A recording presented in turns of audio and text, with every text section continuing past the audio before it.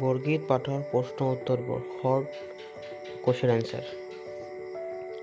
1 number, বৰগীত পাঠৰ ৰচক কোন?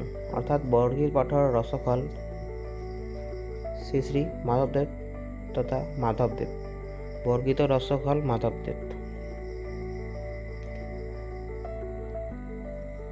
বৰগীত কাক বোলে? উত্তৰ, শংকৰদেৱ আৰু মাধৱদেৱৰ নাম ধৰ্ম প্ৰচাৰৰ বাবে যিবোৰ গীত গাইছিল অৰ্থাৎ গীত ৰচনা কৰিছিল তাক বৰগীত বুলি কোৱা হয়। 3 নম্বৰ, বৰগীতটি কি ৰাগত বন্ধা আছে? বৰগীতটি বসন্ত ৰাগত বন্ধা আছে। শ্ৰী শ্ৰী মাধৱদেৱৰ জন্ম কেতিয়া আৰু ক'ত হৈছিল? শ্ৰী শ্ৰী মাধৱদেৱৰ জন্ম 1489 চনত লখিমপুৰ জিলাৰ নাৰায়ণপুৰৰ লেটেকু পুখুৰীত হৈছিল।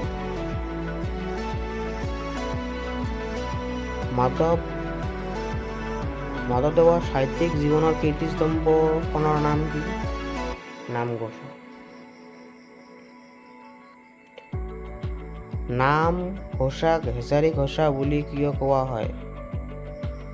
নামঘোষাত 1000টা ঘোষা থকাৰ বাবে ইয়াক হেছাৰী ঘোষা বুলি কোৱা হয়।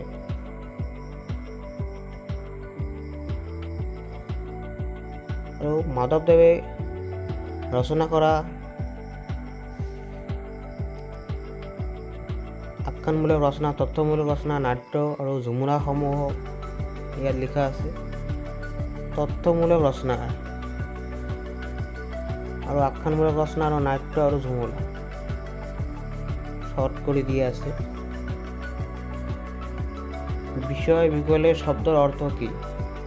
সাংসাৰিক দুখ। মোহপাশ মানে কি?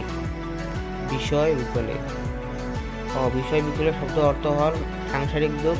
মোহপাশ মানে হ'ল মায়াৰ বন্ধন।